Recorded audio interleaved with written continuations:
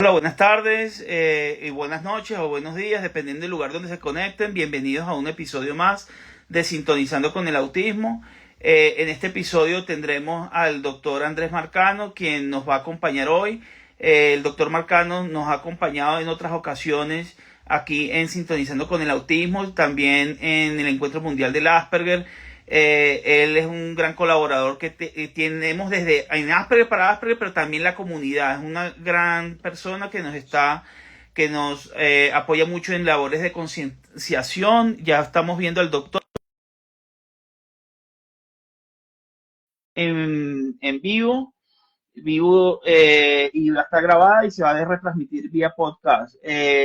A todos los que están aquí, ya tenemos al doctor Marcano en pantalla, ya lo podemos ver. Claro, Tenemos, ya, ahora sí, doctor, el problema técnico solucionado. perfecto. Ahora, el que no te veo yo es a ti ahora. Pero está quedando grabado, ¿sabes? Está quedando Perfecto. grabado. Te Ok. veo una pantalla negra, no te veo tu cara, pero sí me veo a mí.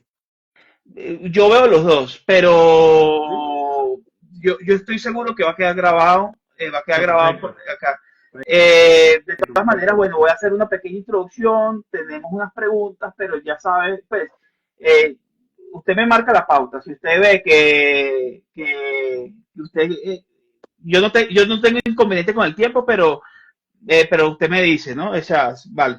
Voy a darle la Yo creo que introducción, vale, doctor. en una hora podemos estar completo. Bien, ¿oíste? Vale, listo, listo.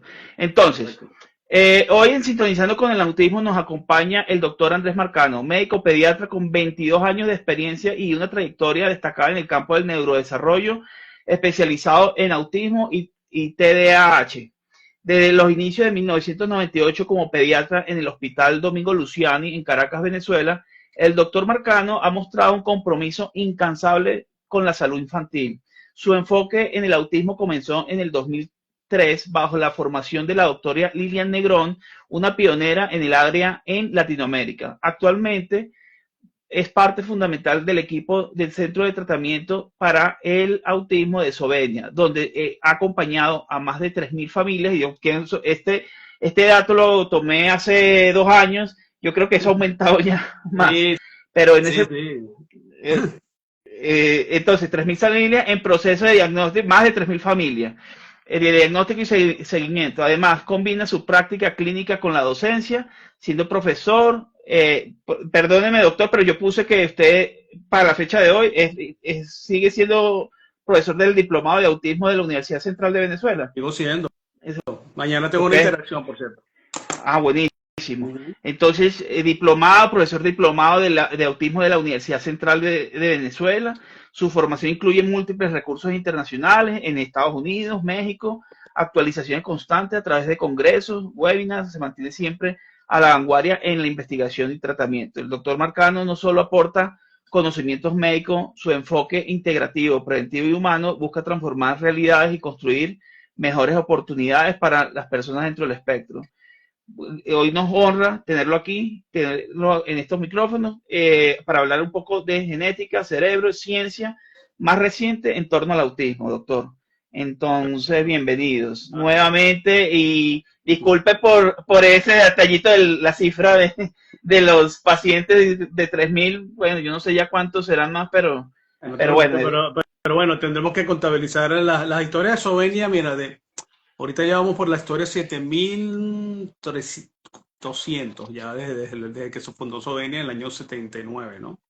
Entonces, wow. pero tiene lógica más o menos la cifra, bueno, que fue la doctora Negrón, la iniciadora, por supuesto, del Eslovenia. No solamente la doctora Negrón, sino un grupo de padres en ese momento, en el año 79, Uh -huh. 1979, bueno, de para allá para acá, bueno, ha corrido mucho. Yo empecé a trabajar con ella en el 2003, como tú dices. Claro. Empecé a finales de 2003, empezaba simplemente me sentaba con ella en la consulta, me fui formando, ya en el 2004 ella ya me mandó ir a empezar a ir a cursos a los Estados Unidos y empecé a ver pacientes ya pues desde enero del 2004, o sea que ya son ya como 21 años y pico. Wow, doctor. No, Bueno, no, ya saben que el doctor, como lo vieron, y él ha sido invitado, yo lo dije ya en otras ocasiones, y de verdad le agradezco por esta ocasión haber aceptado la invitación. vamos a hablar, entrar de lleno al tema. Yo quería hacer una pregunta inicial que es sobre los avances recientes, o sea, cuáles son los avances recientes de la comprensión del autismo desde la ciencia. Como, Claro, ahorita está la gente muy interesada sobre el tema, ¿no? claro, claro, claro. Y bueno, bueno, para eso tendría que ser una síntesis histórica rápida, ¿no? Vale, vale. Porque, claro, el autismo siempre es bueno para la gente que está entrando nueva en estas lides o tienen niños con diagnóstico reciente o Claro. tiene signos de lo que llaman signos, banderas rojas. Pero siempre es bueno como volver a empezar, de empezar eso, ¿no? Decir eso, repetirlo. Y el, lo que se conoce como los trastornos del espectro autista fue desde el año en 1943, el doctor Leo Kanner en el hospital Johns Hopkins en Baltimore, que describió 11 casos, eh, eh, que ese es el momento que empezó a hablarse del trastorno que lo conoció como niños dentro del espectro autista, ¿no? O sea, había una dificultad en la comunicación, el lenguaje, la parte conductual, la parte sensorial, que ya el doctor Kanner identificó en ese momento en el año 43, pues allá van a ser casi 80 y casi 80 y pico de años, ¿no? De ese año, ¿no?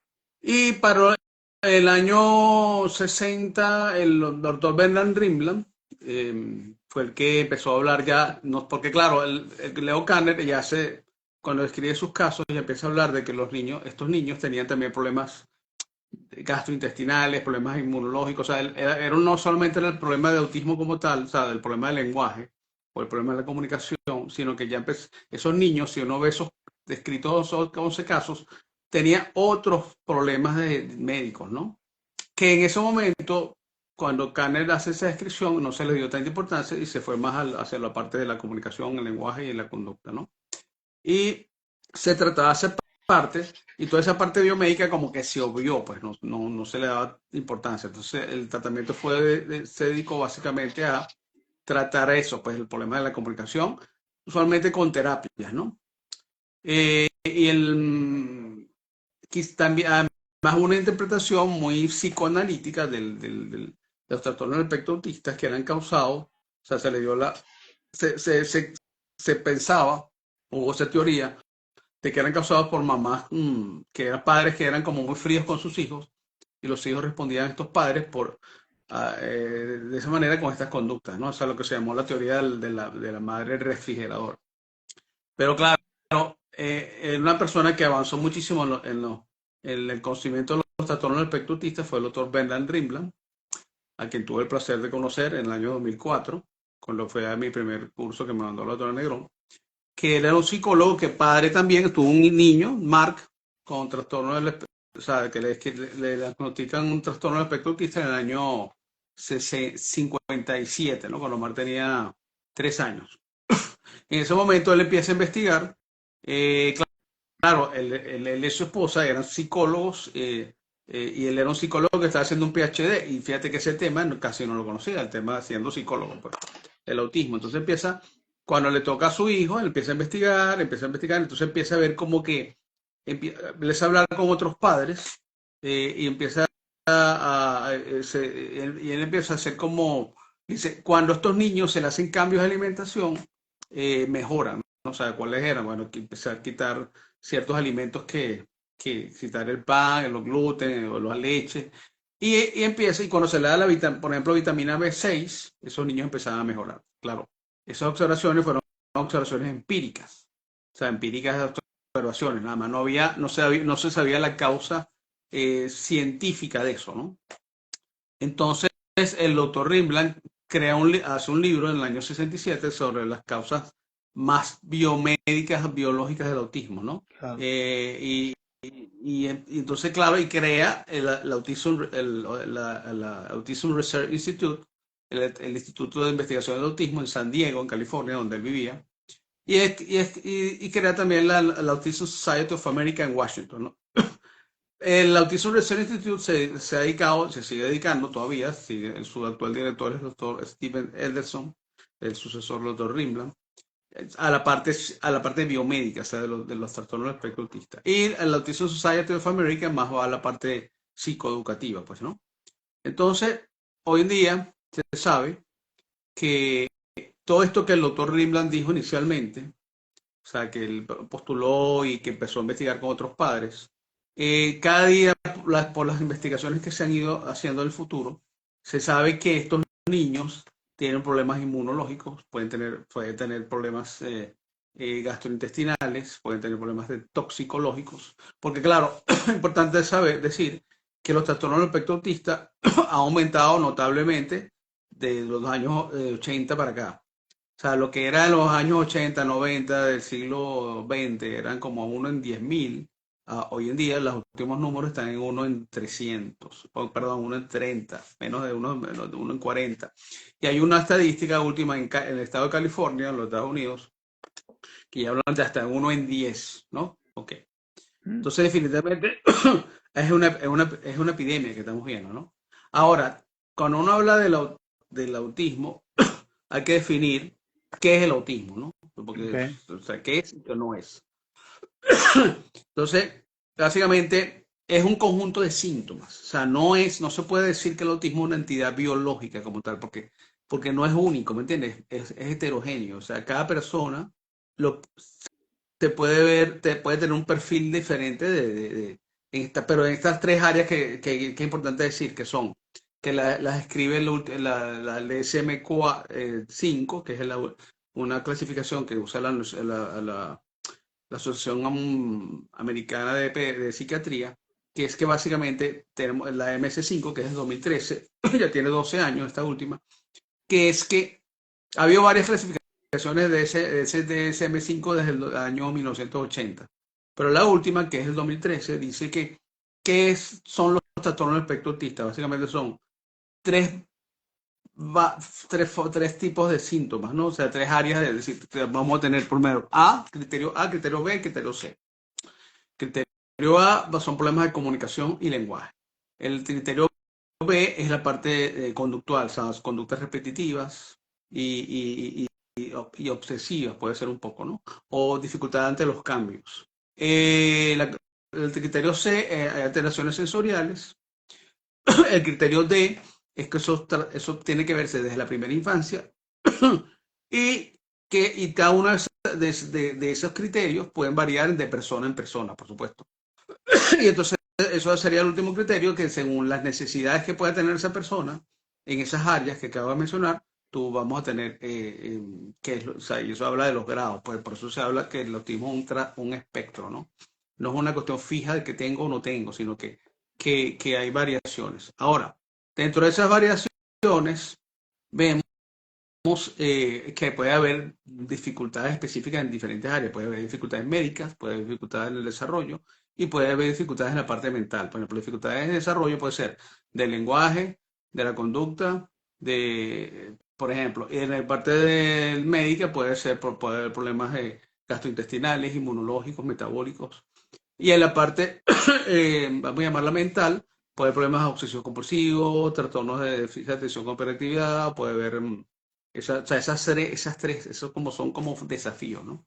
Entonces, bueno, eso. Entonces, cada una de esas áreas, hoy en día se sabe que se han hecho investigaciones en muchísimos campos, en diferentes áreas. Por ejemplo, se ha visto que hay problemas, por ejemplo, en los últimos años se ha estudiado mucho lo que es la microbiota.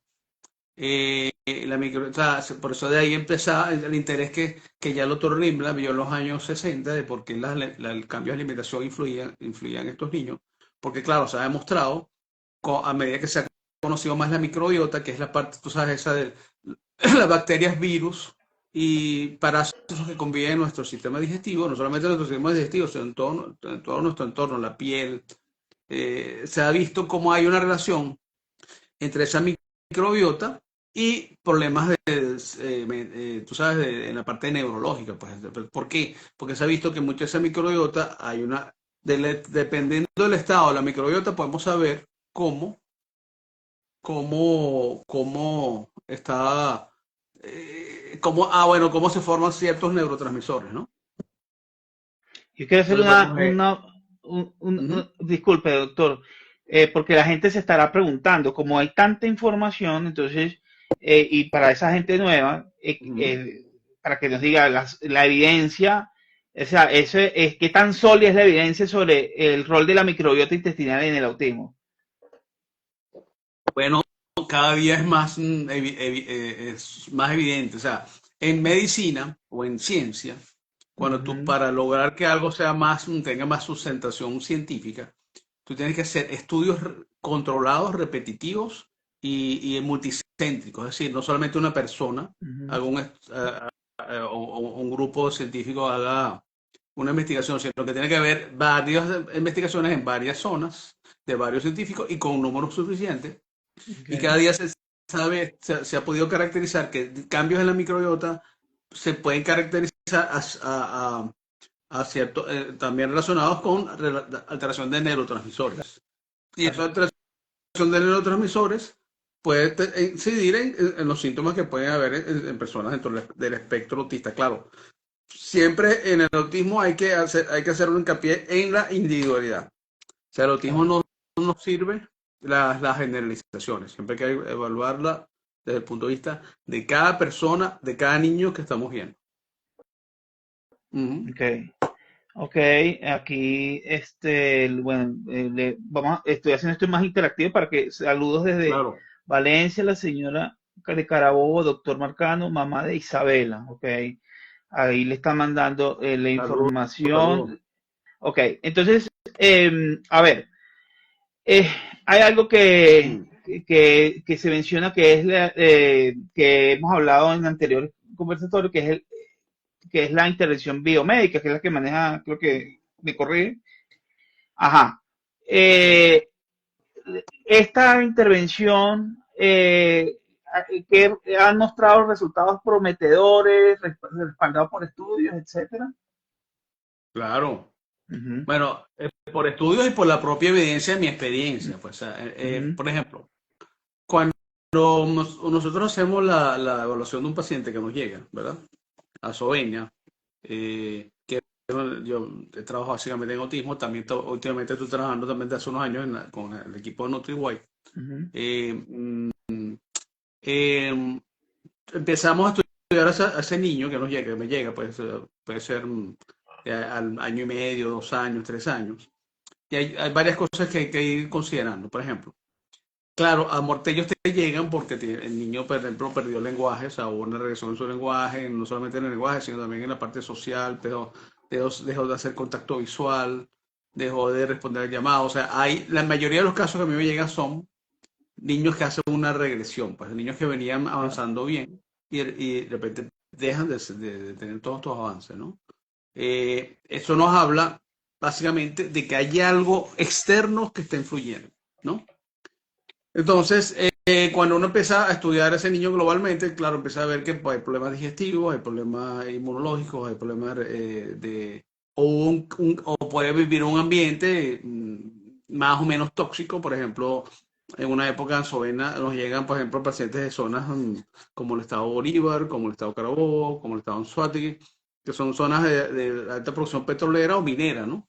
Entonces ahí empieza a ver uno que ya hay un componente, no solamente un componente, hay un componente externo, que es lo que explica un poco lo que te decía hace un rato, el aumento epidémico de los trastornos del espectro autista que no existían hace unos años.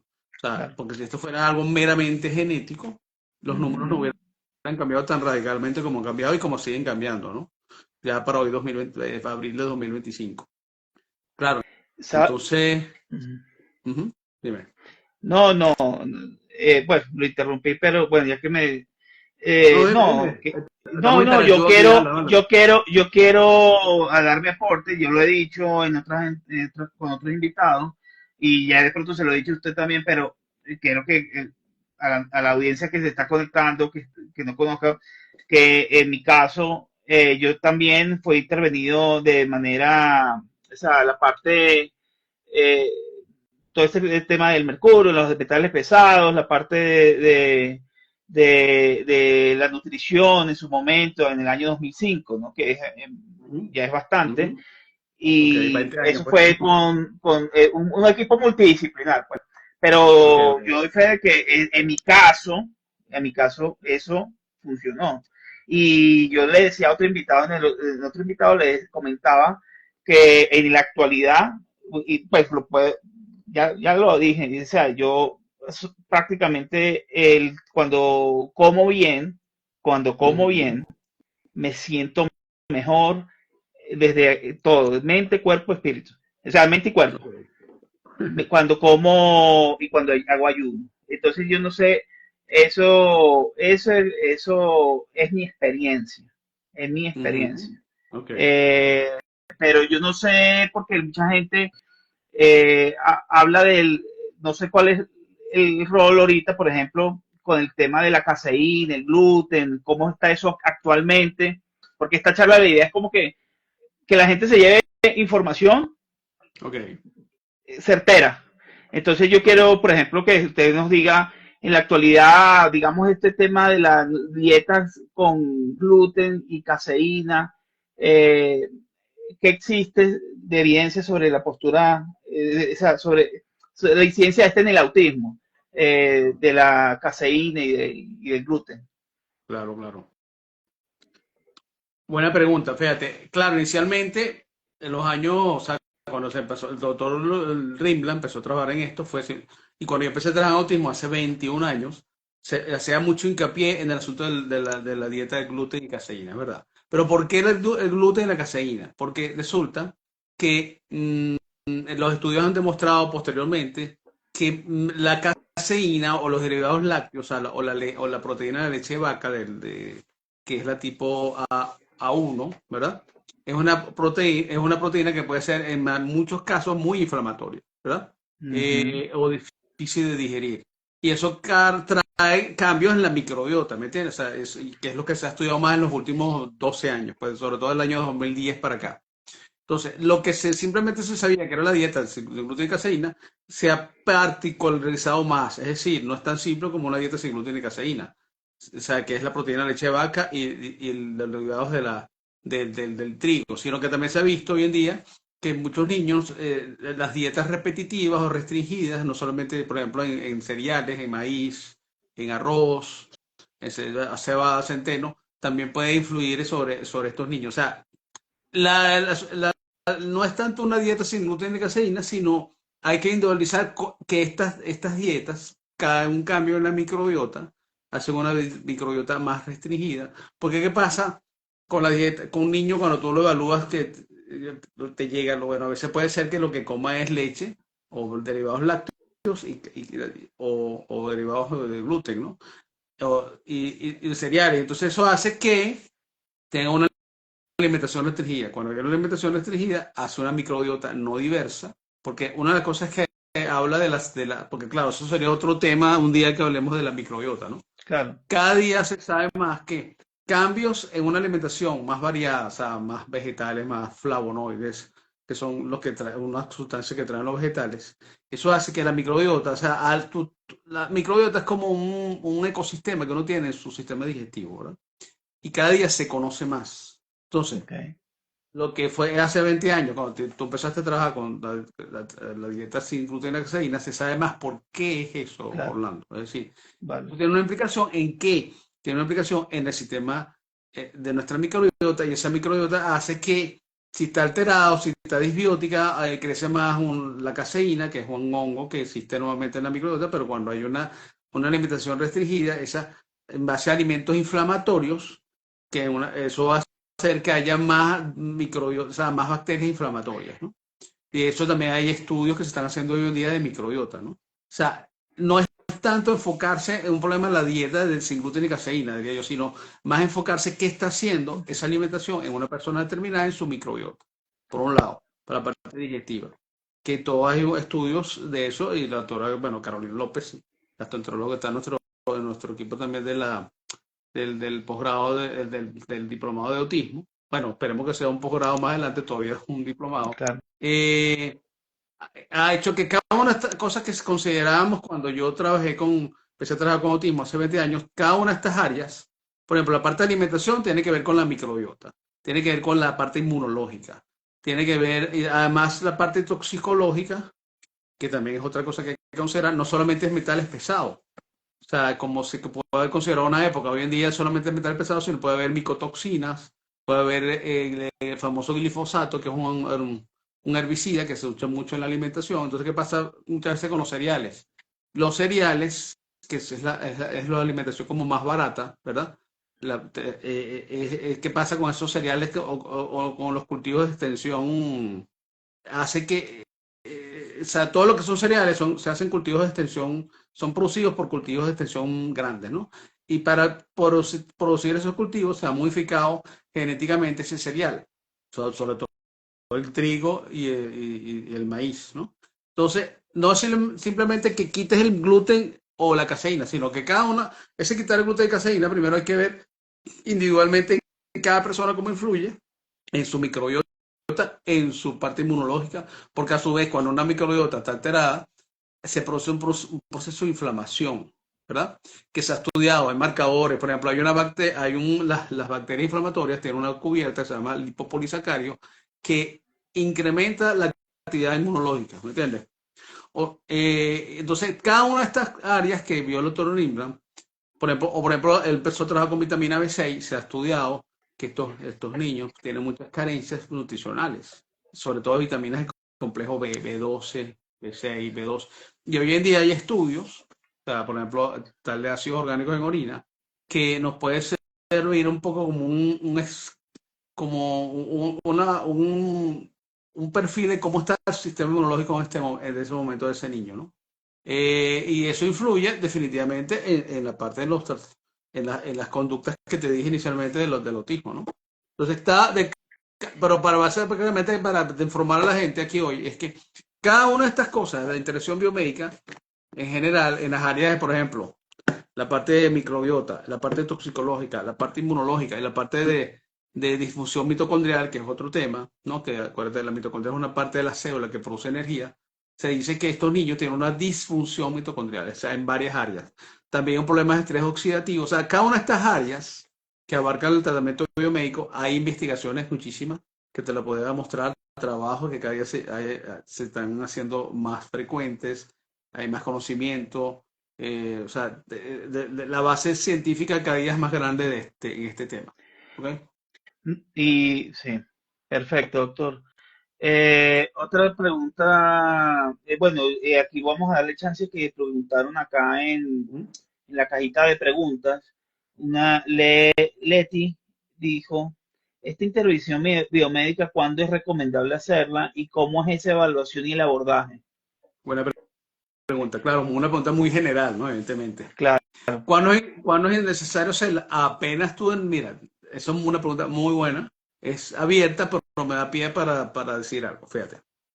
Si tú puedes decir cuándo hay que hacerla, bueno, hay que hacerla desde que la mamá, antes que la mamá tenga un bebé. Es decir, la cosa es tan temprana que toda esta intervención biomédica, una mamá que quiera tener una muchacha que se case con su esposo, puede ser, quiera tener niños en un futuro, ya tiene que empezar a tener una dieta antiinflamatoria, tiene que empezar a evitar los procesados, tiene que empezar a evitar los azúcares, ¿por qué pasa? Que todo lo que son procesados, azúcares, son alimentos que muchos tienen, no ayudan con la microbiota, no ayudan con la parte inflamatoria, no ayudan a muchas cosas. O sea, entonces, ¿cuándo hay que empezar la intervención médica? Hay que empezarla desde que la mamá quiere tener un bebé.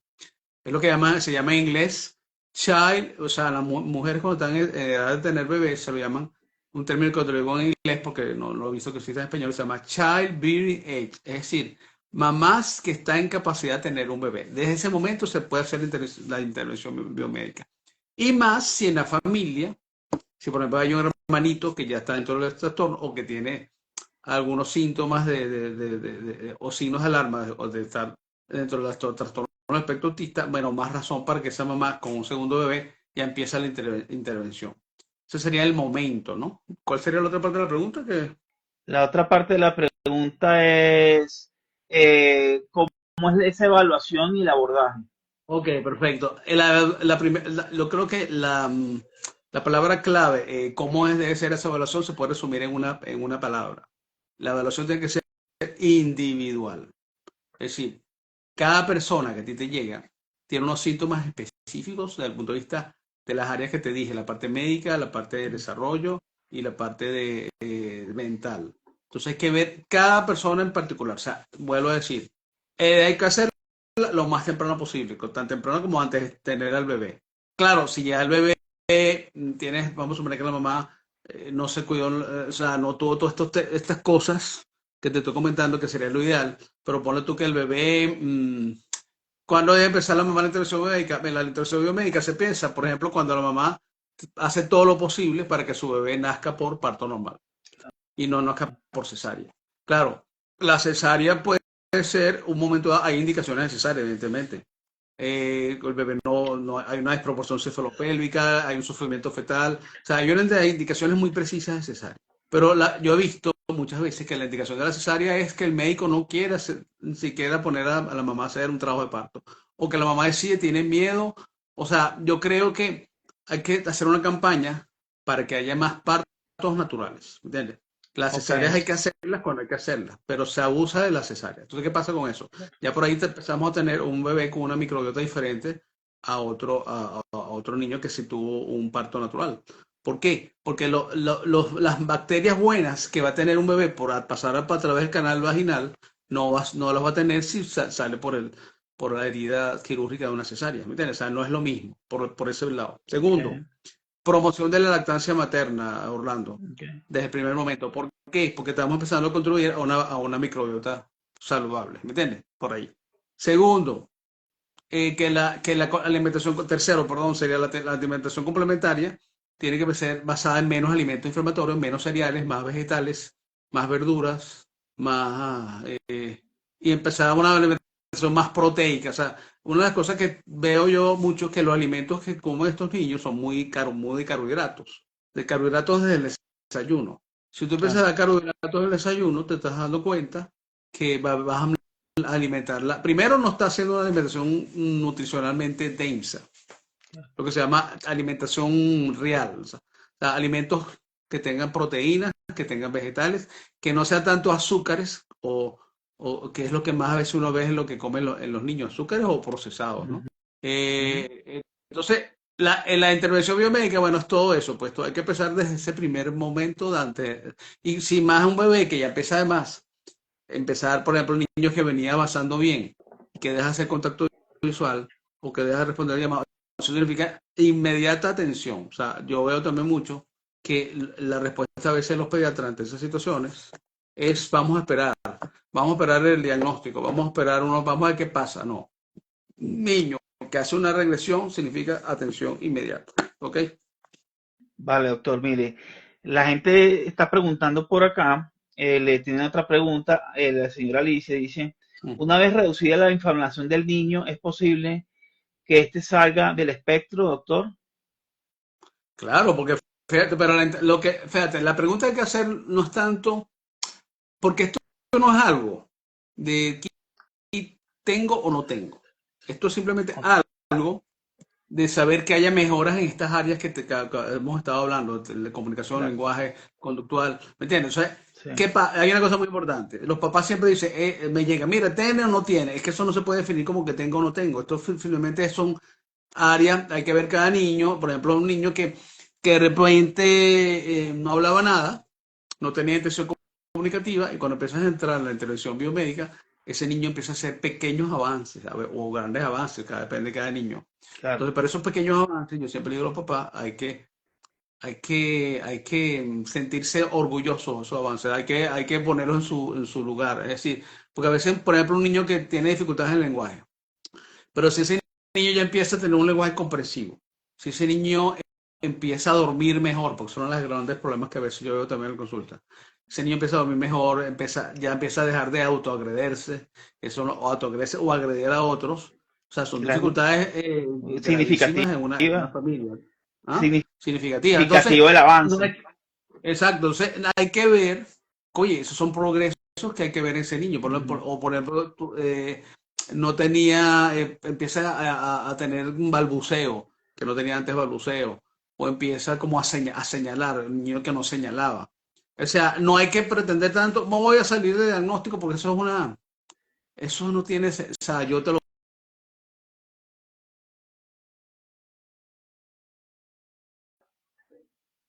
se van a frustrar, porque el problema no es el diagnóstico. O sea, yo siempre digo algo. A veces hay como una prurito de tener el diagnóstico. Yo siempre digo del diagnóstico, lo he repetido, los que me ven a mis lives, yo siempre estoy diciendo, no hay que hablar el diagnóstico es un medio, no es un fin. ¿Entiendes? Entonces, y eso, pues eso salir del diagnóstico, no, hay que ver el progreso específico de ese niño y las dificultades que existen también, por supuesto. Doctor, sí, es muy importante porque yo también, y perdona que mete la cuchara, bueno, la he metido ya varias veces en esta conversación, Claro. usted es el experto, pero yo No, pero tengo imagínate, aquí tú tienes mucha experiencia hablando, así que tu contribución es muy no, importante. no, mire, fíjese una cosa, doctor, es que en el club, yo me doy cuenta por el club educativo que tengo, yo pues, no es, es otro tema, pero sí es lo que la persona como que cree, a veces dice, es que ya con que estén en club o con que tenga, porque primero yo parto de que no es una terapia, pero digo, esto ya piensan que esto se le cura como si fuera una pildorita, o se cura, no, no es la Tal palabra que quiero utilizar, pero sí, tal cual. que se le va el autismo, no, o sea, es que yo nací con la condición, he tenido un proceso de mejoramiento, en mi caso, y es lo que se busca, es lo que yo veo. Entonces, hay cosas que ayudan y ahí yo quisiera que le hablara a la audiencia de qué es el enfoque multifactorial para que las personas entiendan un poquito eso antes de seguir a la siguiente pregunta. Claro.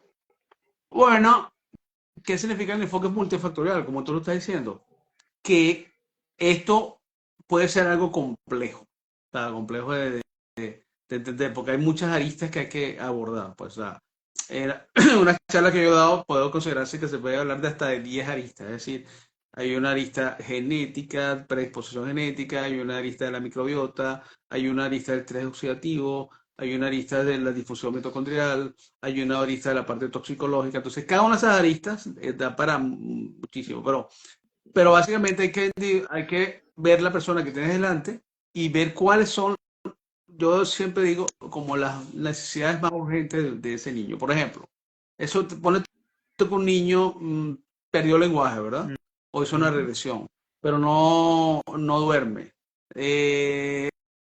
Pasa como 5 días sin evacuar. O, por ejemplo, tiene evacuaciones no formadas prácticamente toda su vida. Nunca su vida ha tenido evacuaciones formadas. Se autoagrede. Esos son situaciones que hay que atender, pero urgentes, ¿me entiendes?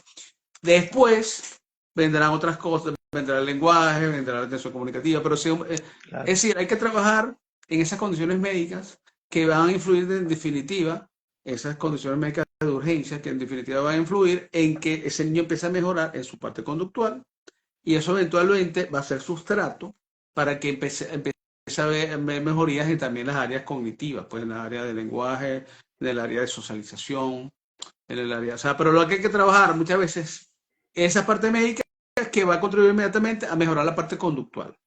Por ejemplo, la semana, o sea, creo que el miércoles me llegó un pacientico que tiene, ok, tiene un grado de autismo importante, pero nunca se ha trabajado la parte biomédica.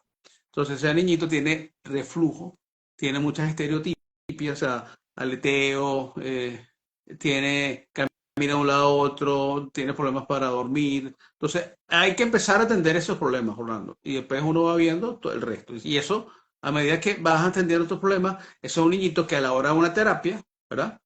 Una terapia, vamos a suponer, de lenguaje u ocupacional, los mismos terapeutas son los que se te dan cuenta, oye, ¿qué estás haciendo? Porque ese niño, ya cuando empiezas con la intervención biomédica, empiezas a ver mejorías en su rendimiento, sus terapias. Es como yo siempre digo, otro símil que he usado en muchas oportunidades, y lo vuelvo a decir hoy, el niño es como una matica, ¿verdad? Una planta. Y el agua son las terapias y las partes, la parte biomédica es como el abono. Entonces tú no haces nada con una planta si le das agua, agua, agua y ese abono o esa parte de esa tierra que tiene Sí, sí. quisiera otra pregunta, ¿no? No, gracias, doctor. Eso me levantó una inquietud que resulta que eh, hace poco vi un comentario que decía, mi hijo tenía autismo nivel uno, no le paré, o sea, lo diagnosticaron con autismo nivel uno, no Ujú. le puse atención al abordaje nutricional y biomédico, o sea, ese abordaje, y el chico ahora está en el nivel 3. Yo le hago una pregunta, doctor. Ujú. ¿Hay esta persona, a pesar de que perdió un tiempo, entre comillas, esta persona puede tener esperanza si hace el abordaje? Eh, ¿qué le aconsejaría a esa persona? ¿Hay esperanza? Claro que hay esperanza. Porque, fíjate, claro, habría que precisar esta pregunta, esta inquietud de esta persona que me está diciendo, que pasó un Ujú, grado 1 a grado 3. Cuando uno hace las escalas de autismo, o sea, de grado 1, grado 2, grado 3, básicamente, lo que más afecta ujú, es, o sea, lo que hace que la escala sea más mayor, el grado de autismo, es la parte conductual. Es decir, eh, eh, por ejemplo, el CARS, que es la escala que yo he usado toda la vida, ¿verdad? Que es la que ujú. con la que me formé yo con la doctora Negrón hace 21 años, porque hay otras escalas ya dos ahí. Bueno, pero el CARS, que tiene 15 áreas, ¿verdad? Que uno evalúa. Bueno, muchas de esas áreas del CARS son conductuales. O sea, entonces, por ejemplo, está la parte estereotipias, está la parte la parte sensorial, ¿verdad?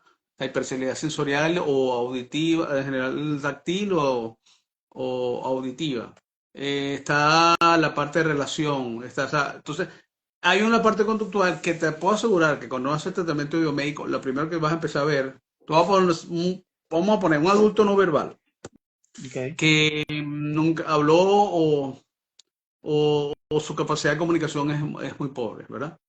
Entonces, ¿qué va a pasar? Si empezamos a tratar la parte biomédica en esta persona que me estamos hablando ahorita, en un grado 3, Ujú. inmediatamente vamos a ver una mejoría en su parte conductual. Y eventualmente puede haber mejorías en la parte comunicacional. Por ejemplo, pasa mucho, el año pasado yo estuve en la conferencia del MAPS en Carolina del Norte, ¿verdad? En Charlotte, y se presentó un grupo de muchachos que me gustó, que eran muchachos jóvenes no verbales, o sea, considerados grado 3, ¿verdad? Okay. ¿Y cuál es el problema? Esos niños, esos muchachos, tenían un mundo interior inmenso, pero había un problema que no lo podían comunicar. Entonces entonces parte de una charla fue que a través de una forma de, de tipeo, una forma ellos lograron comunicar, o sea, había la barrera que era la comunicación, ¿verdad?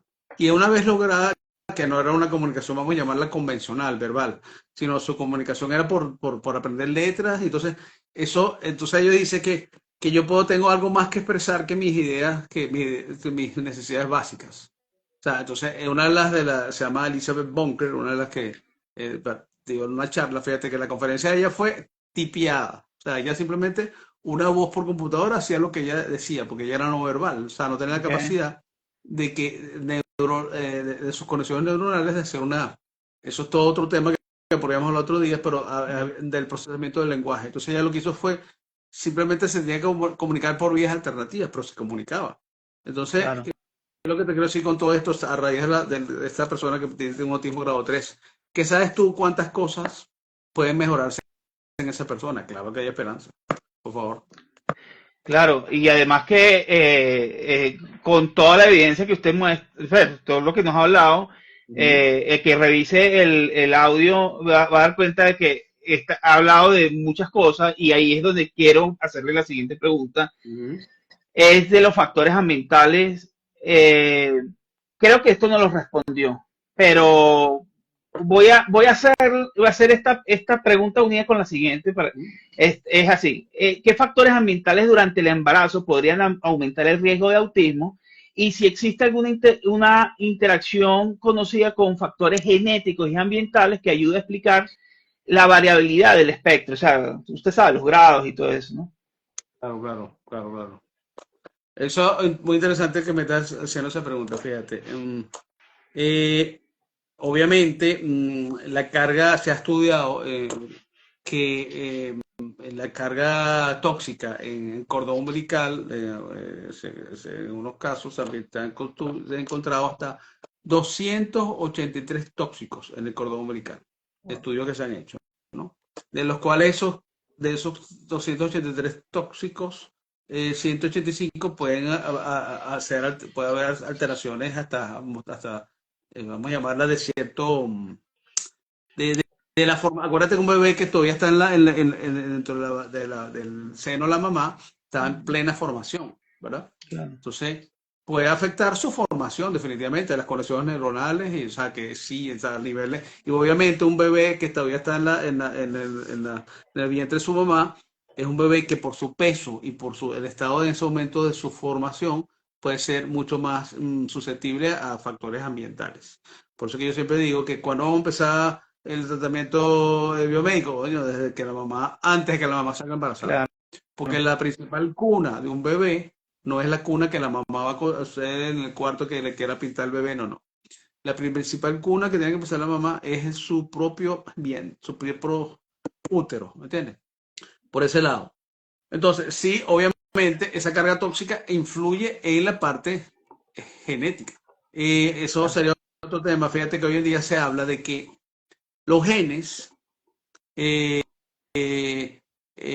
son como lo que está escrito, pero ¿cómo se va a manifestar? ¿Cómo se van a manifestar? O sea, lo que está escrito en nuestro ADN, pero que esos genes se expresen o no, va a depender de la parte tóxica o metabólica, o por ejemplo, de un concepto que se llama la epigenética, que o sea, los genes no están escritos sin ninguna variación, o sea, esa expresión de esa de genética puede variar según la parte ambiental, ¿me entiendes?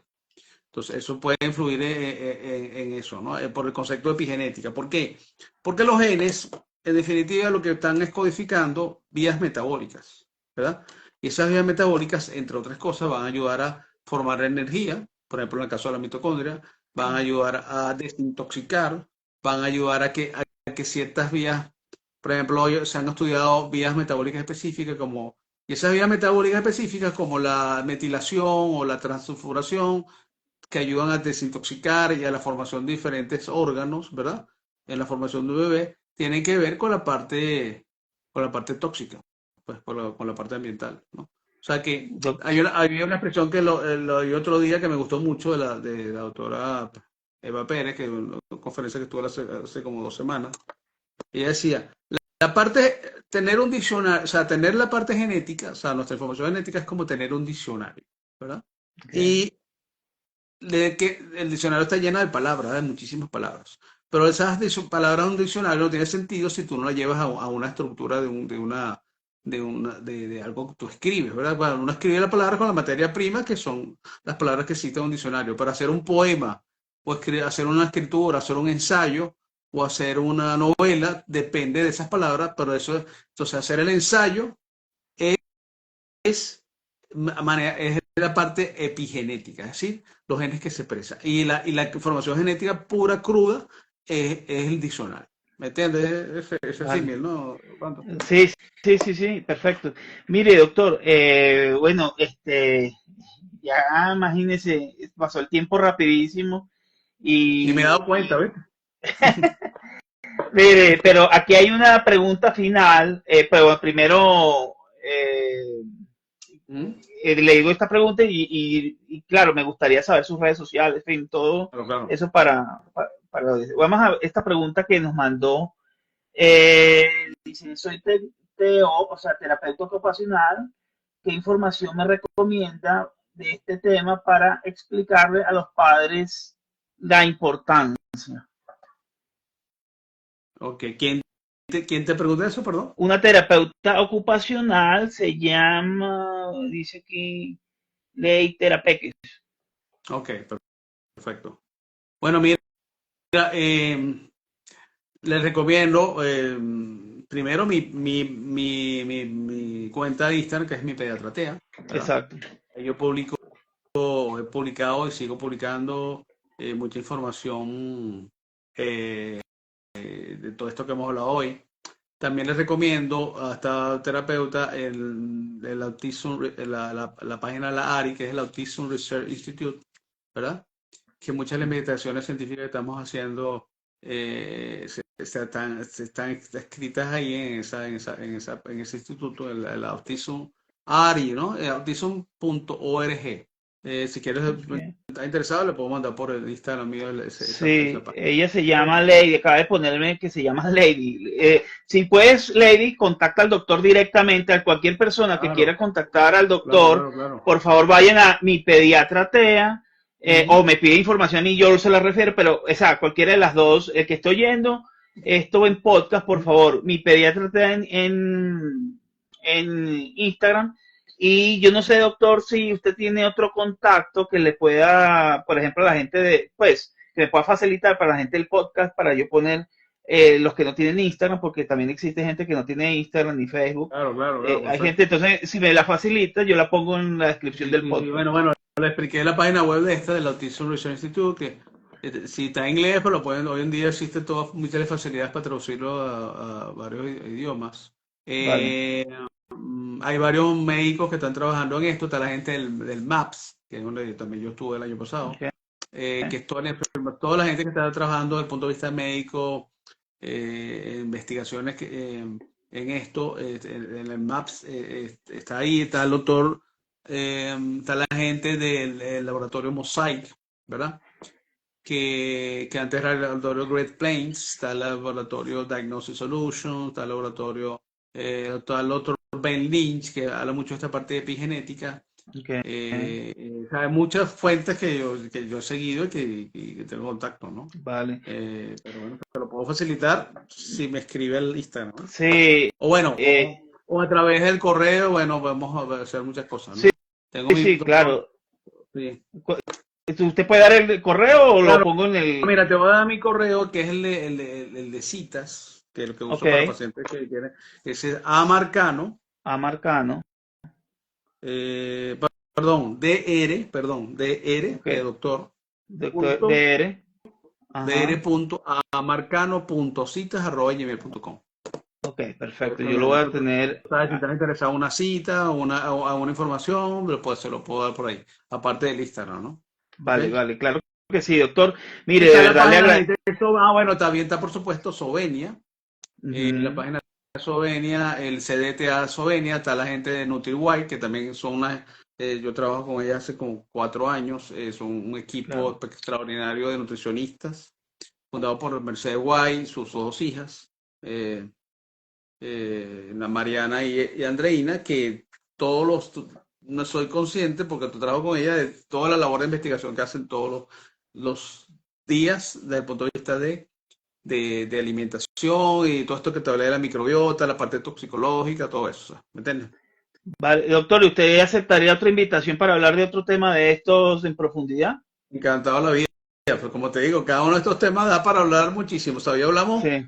de como un paneo general de la parte científica, de todo lo que se está trabajando con autismo en este momento, ¿no? Vale, Pero entonces acuérdate, yo lo. hay una cosa importante que quisiera ver, Ajá, fíjate, esto no se puede, eso no se aplica solamente a los trastornos del espectro autista, correcto. Orlando, eso se aplica a muchas otras áreas de salud, por ejemplo, en la parte, vamos a llamarla de la salud mental, depresión, ansiedad, trastornos obsesivos compulsivos, problemas de sueño, o sea, se puede aplicar, son problemas metabólicos, problemas de diabetes tipo 2, problemas de inflamación, o sea, todo esto, ¿qué pasa?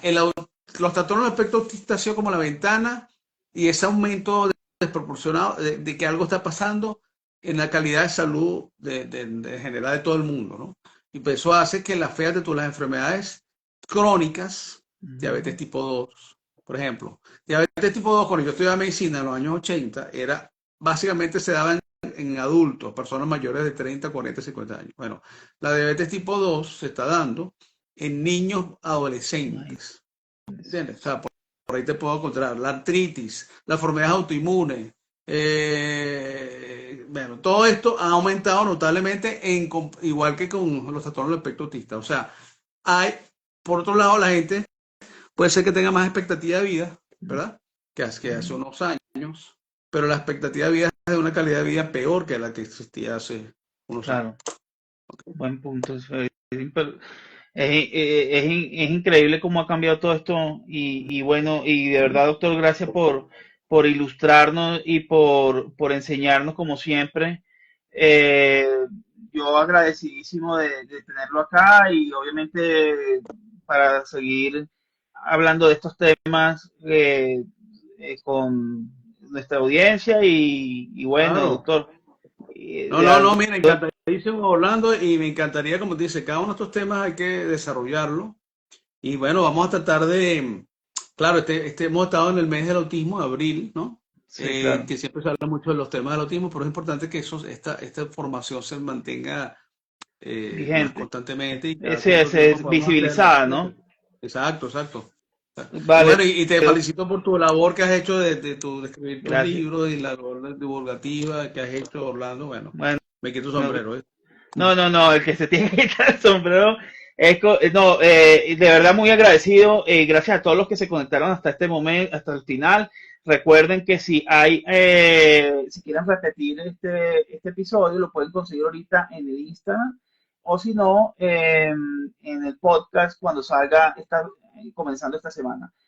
Hasta luego, doctor Marcano, hasta la próxima y hasta luego, Bueno, audiencia. Orlando, Gracias. un Chao. abrazo, saludos, feliz No, sábado. sábado igual.